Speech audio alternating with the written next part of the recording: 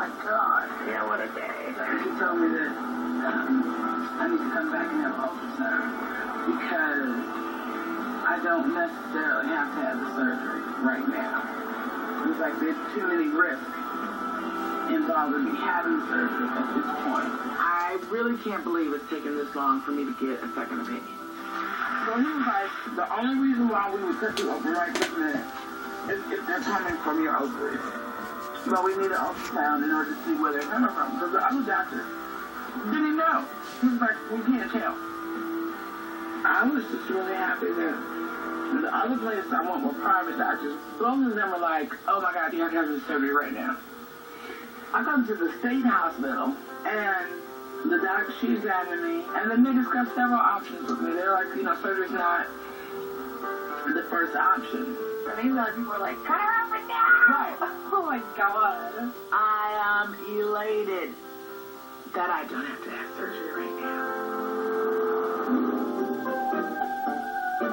In the time of the swords and periwigs, when gentlemen wore gold-laced waistcoats of patasoy and taffeta, there lived a tailor. There are words in this children's book that I can't pronounce. On top of that, the kids don't want to listen. They are playing around with each other, giggling, laughing, and being kids. You like the story?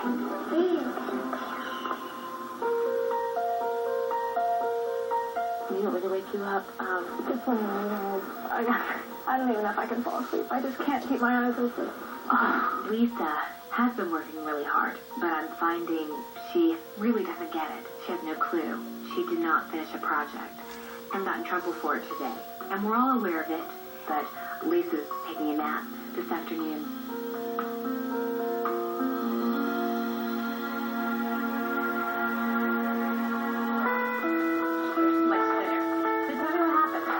Long story short, that was two wonderful doctors. Good.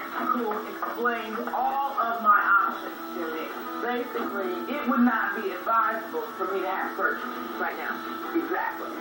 He suggested I lose 50 pounds and stop smoking. That would be optimal conditions for me to have surgery. The only way I would need to have surgery right this minute, is if the fibroids are coming from my ovaries. Thank God for second opinion. Quiet. Be quiet. Lay down. Uh-oh. Lay down. Hello, TJ. Hi. Hi, kids. You know what it's time for? It's time to leave. It's time to say goodbye. I'll see you guys later. Bye, Bye, TJ. guys. Thanks for coming. Hey, Drake, wait for me. I did. Come into my office.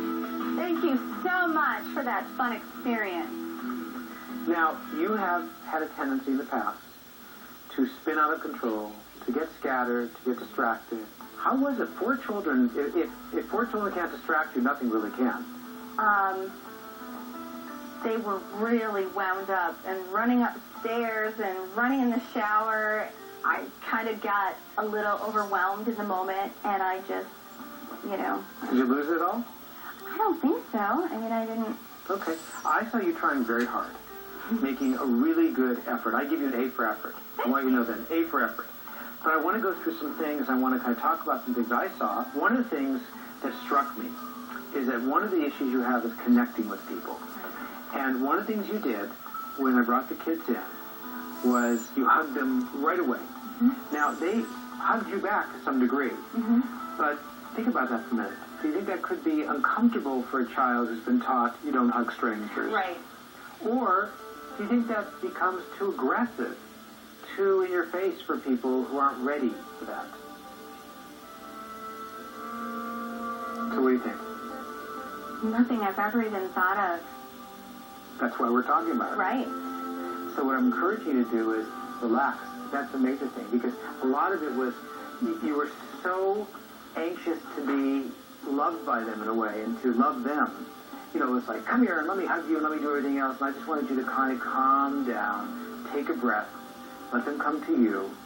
And I'm thinking it's a great metaphor for what happens with people in your life, about connections. I think when you try to establish a relationship, you haven't been real successful. Because for some people, it's threatening to have someone who's so open, so warm, so friendly, so huggy, okay? So opinionated at times, strong-willed. It can be intimidating. Right. So you learn something about connections today. Absolutely. Okay, tell me how your meeting went. My meeting's went pretty well. There was one thing that happened, though. One of the little charms fell off, and I forgot to bring my pliers. And I was a little embarrassed about that. Did you act in a professional manner during that interaction? I felt like I did, but when I get nervous, sometimes I get too familiar with people. So I might have gotten nervous and laughed too loud or something. I felt like I was to the next guy because I thought, what unforeseen thing could happen Did now? you check your necklaces? Before You went to the second store? I'm The answer would be no, because you would remember if you did. I guess so. Do you always have to be checked? Oh. Do I I didn't have think to, so, but... Do I have to check in to make sure you do your assignments? Can I trust you to do everything and be proactive and get it done whether I say anything or not? I mean, I'm trying, but I felt like it didn't look like it. Don't get defensive. Why are you being defensive with me? I feel like Do you you're think- trying to make me leave. I'm asking you a question. I'm waiting for an answer, but you don't like the question. So you're getting defensive. I don't get sucked into your crying. I don't get sucked into your manipulation. I don't get sucked in.